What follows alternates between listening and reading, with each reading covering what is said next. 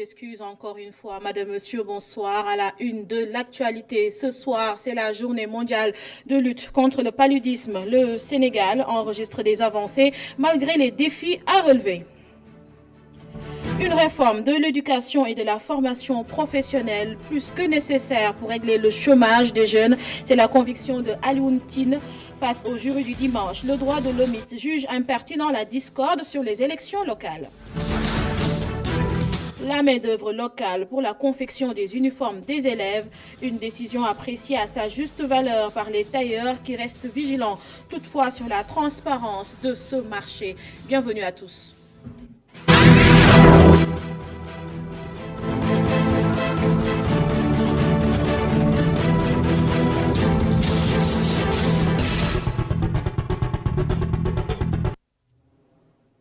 À l'instar de la communauté internationale, le Sénégal a célébré la journée mondiale de lutte contre le paludisme, principale source de mortalité, de cause de mortalité au Sénégal et en Afrique notamment. Chez les enfants, au Sénégal, une volonté politique soutenue a permis de baisser son taux de mortalité, même si pour autant des défis restent à consentir. Le compte-rendu de Abouté Disso. Cette journée, dont le thème est Zéro palu, je m'engage, est l'occasion pour les acteurs de faire un bilan d'étape dans la lutte contre le paludisme. La représentante résidente de l'OMS au Sénégal se félicite des efforts consentis et des résultats obtenus. Elle appelle à plus d'action dans certaines localités où le paludisme sévit encore. Au Sénégal, les progrès dans la lutte contre le paludisme sont appréciables. En effet, la prévalence parasitaire est passée d'1,2 en 2014 à 0,4 en 2017.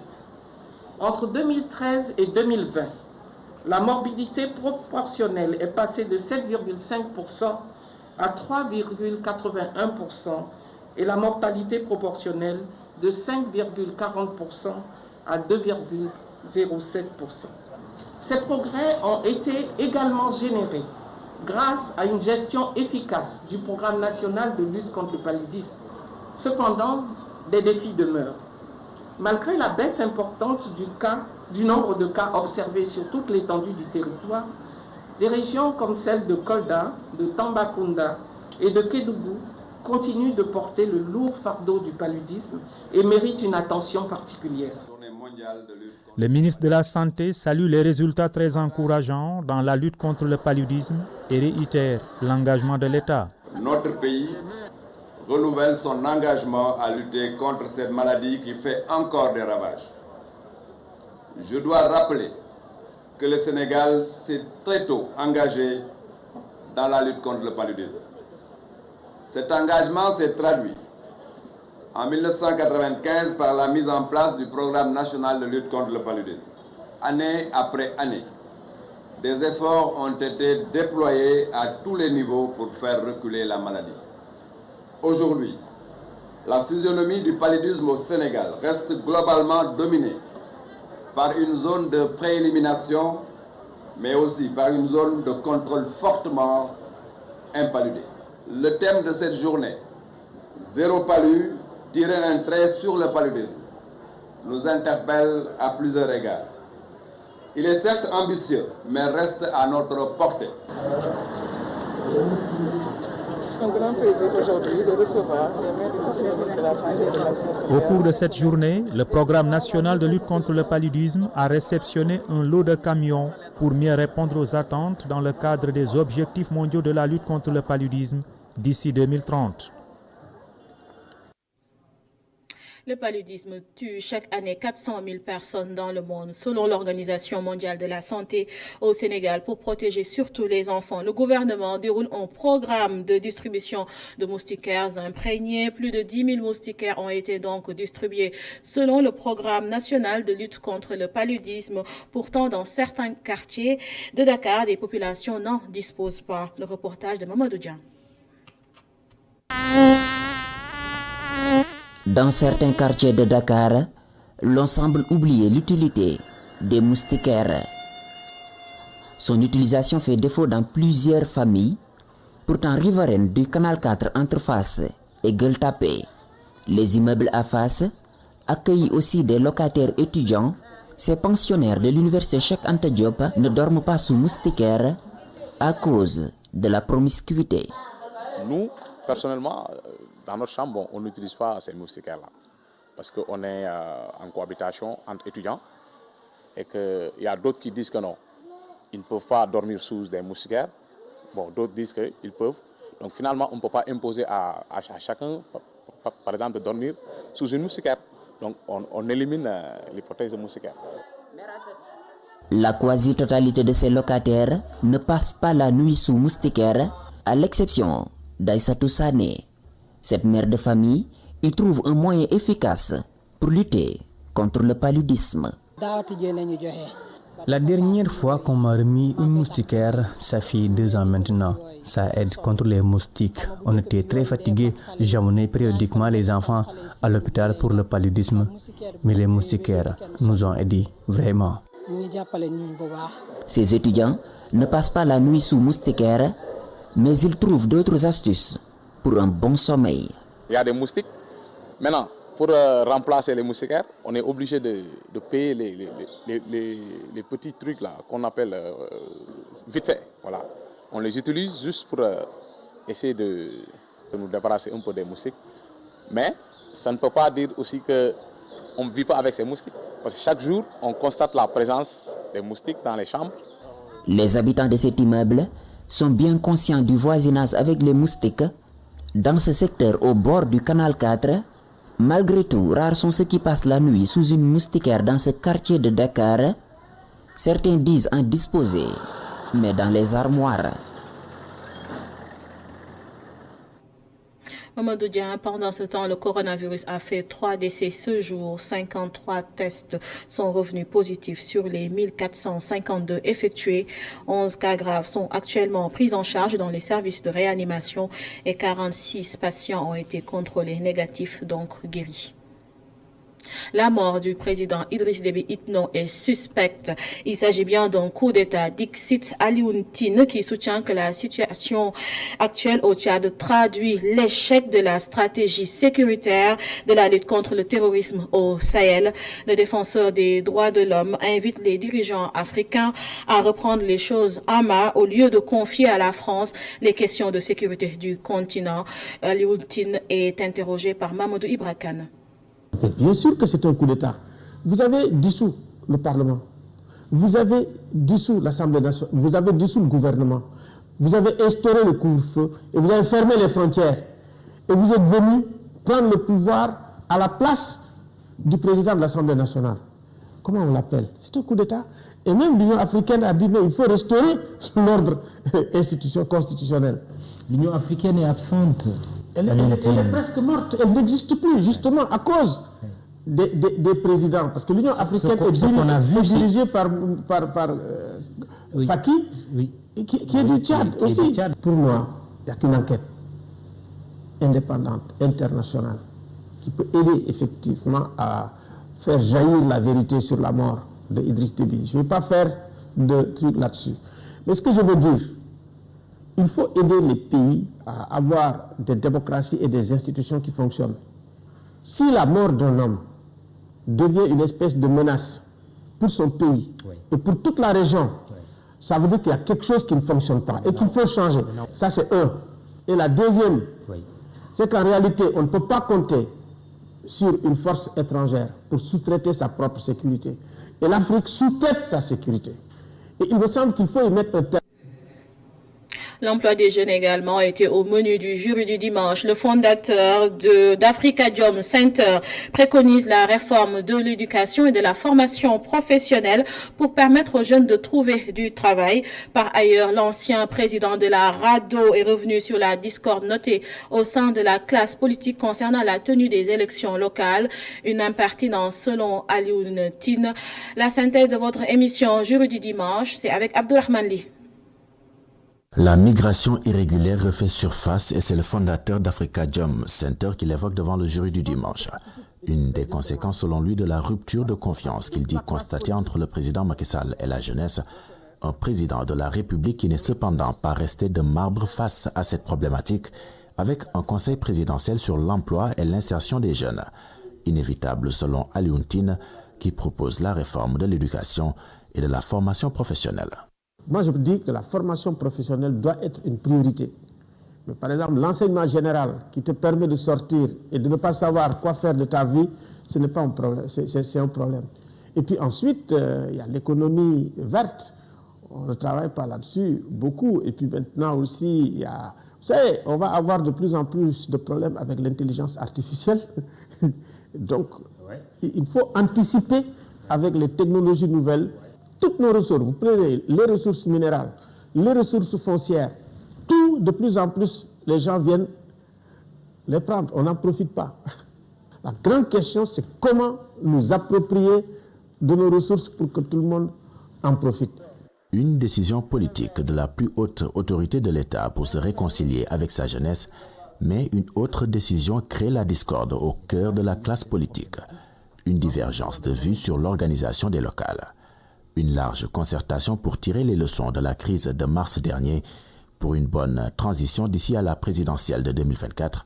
Sa recommandation. C'est parce qu'on n'a pas considéré cette crise comme une opportunité pour réfléchir, trouver des solutions, qu'en ce moment, on s'enlace. On est en train de s'enliser de plus en plus avec des questions de détail. Sur le fichier, sur la date et autre chose. Vous m'excusez, moi je trouve que ce débat-là, par rapport effectivement aux problèmes que nous avons, c'est vraiment du détail et c'est passé à côté. Un débat qui n'a pas donc sa raison d'être, selon le fondateur d'Africajom Center. Alioune Tine va plus loin avec à la clé un diagnostic qui lui fait dire que le Sénégal souffre d'une crise du suffrage universel. Et les tailleurs du marché HLM apprécient la décision du président Sall de confier aux artisans locaux la fabrication des uniformes des élèves de la rentrée prochaine. Toutefois, ils espèrent une transparence dans l'octroi du marché. Pam Media au reportage. Les tailleurs, très enthousiastes à l'idée de pouvoir gérer le marché de fabrication des uniformes des élèves. Dans cet atelier, les tailleurs sont devant les machines et s'activent. Les chefs d'atelier approuvent la décision du président. C'est une bonne décision. Les tailleurs ont besoin des marchés d'une grande envergure. Cela va nous permettre de bien gérer nos familles. Les uniformes dans les écoles vont permettre de lutter contre les disparités sociales. Et puis,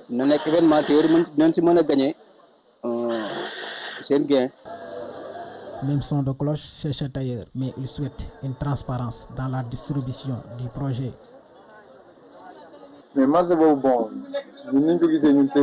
Ce sera un marché juteux pour les tailleurs, mais le problème, c'est qu'il n'y a pas de transparence pour ces projets. Il faut qu'on donne le projet aux personnes qui ont la compétence de confectionner les uniformes.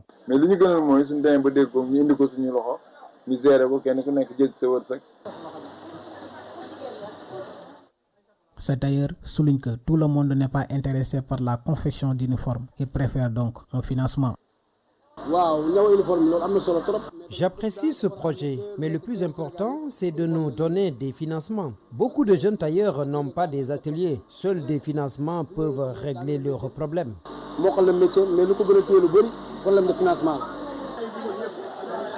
Lors du conseil présidentiel, le président Macky Sall a pris la décision d'attribuer le marché de fabrication des uniformes des élèves aux tailleurs. Les tailleurs attendent avec impatience l'effectivité de la décision.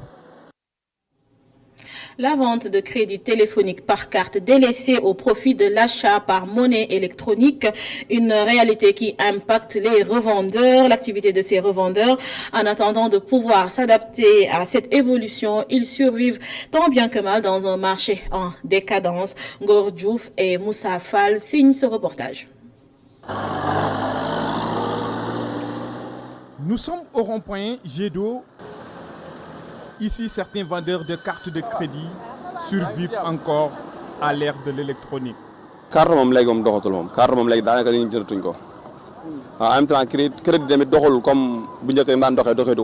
vente de crédit par carte ne marche plus parce qu'aujourd'hui, beaucoup préfèrent acheter du crédit par voie électronique. Les crédits par carte, moi, je ne les vends plus.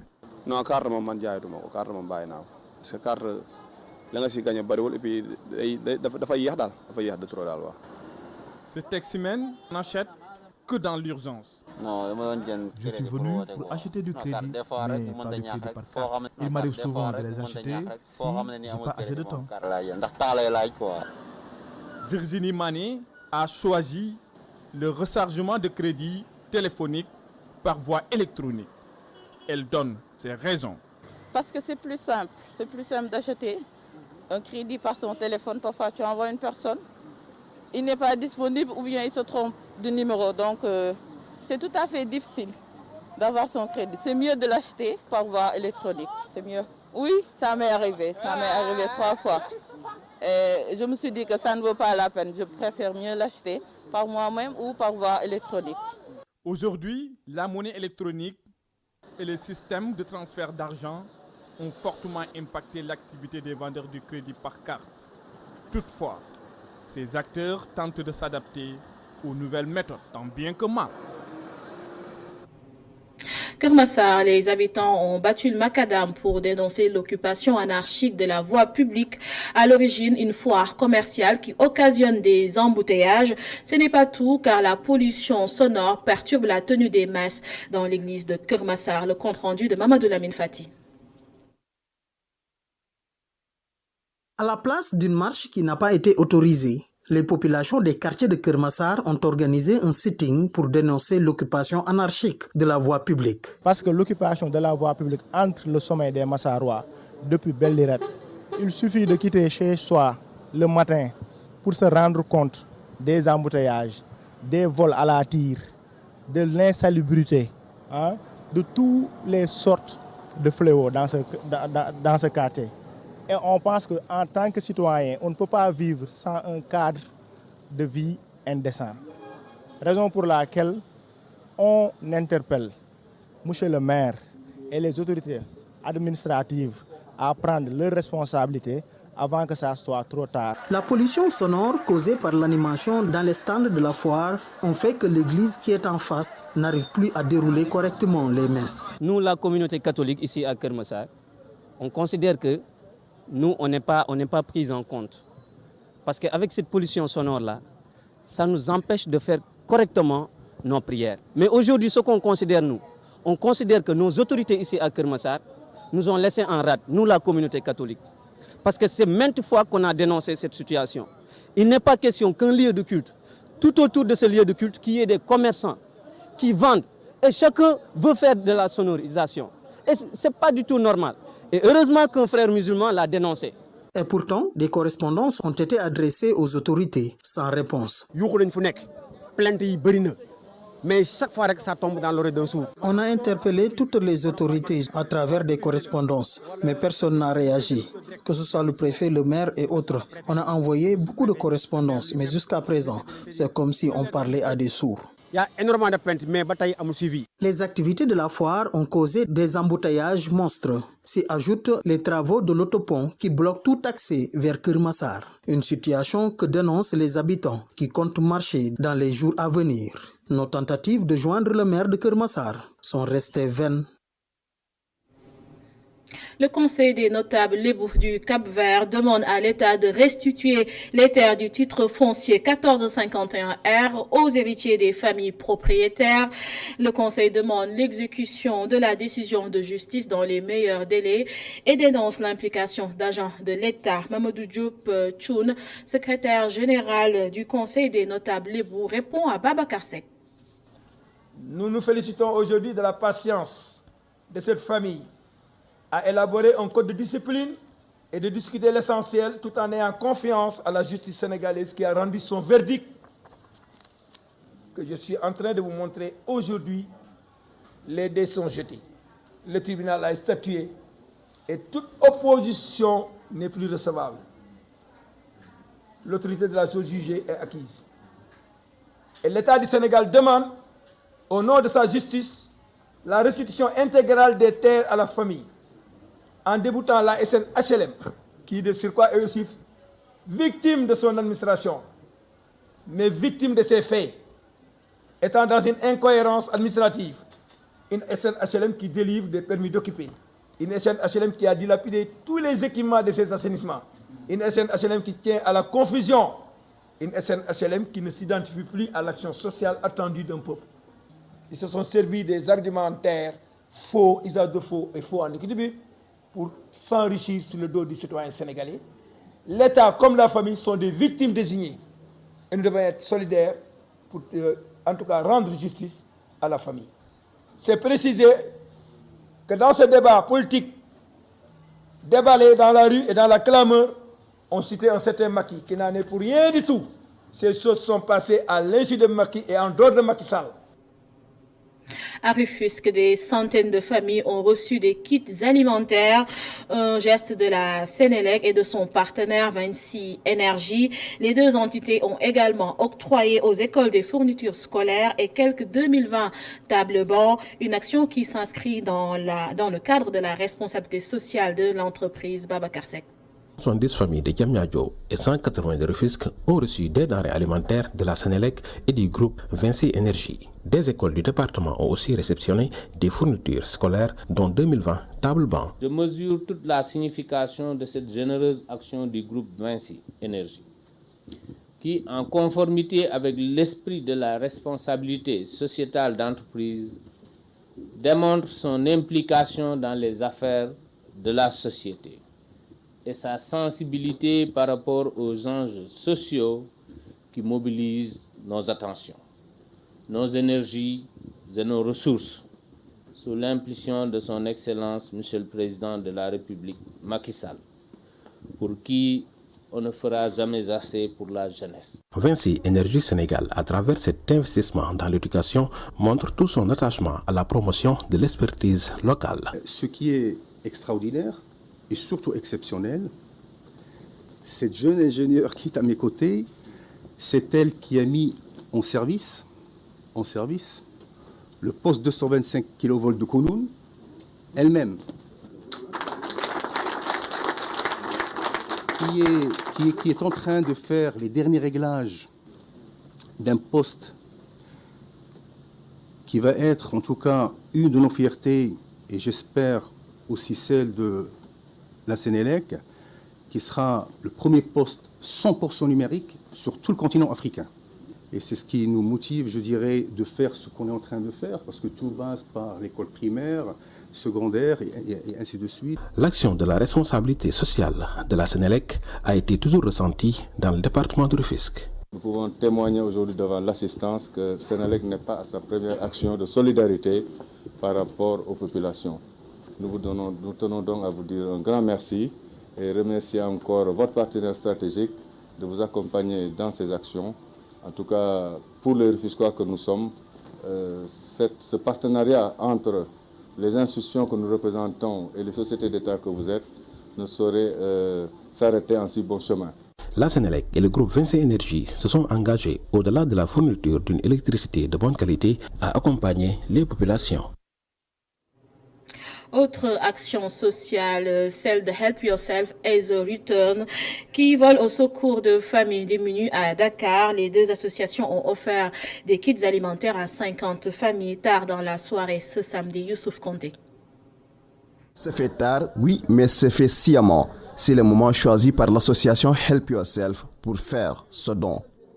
Justement parce que nous sommes caractérisés par faire des actions sociales dans la discrétion. Et on sait tous que pendant cette période, pour donner des dons à des familles, il serait préférable d'aller la nuit, comme ça les voisins ne vont pas voir. C'est surtout dans un souci de discrétion que l'on fait ça.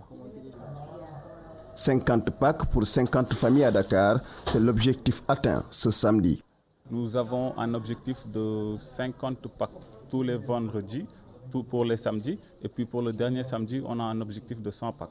Là, c'est la deuxième édition, c'est-à-dire c'est le deuxième samedi, et on a rassemblé 50 packs pour des familles nécessiteuses dans Dakar. Bon, comme vous pouvez le voir, le pack il est constitué d'un sac de riz, des pâtes en tout genre, de l'huile, de l'eau de javel et du savon.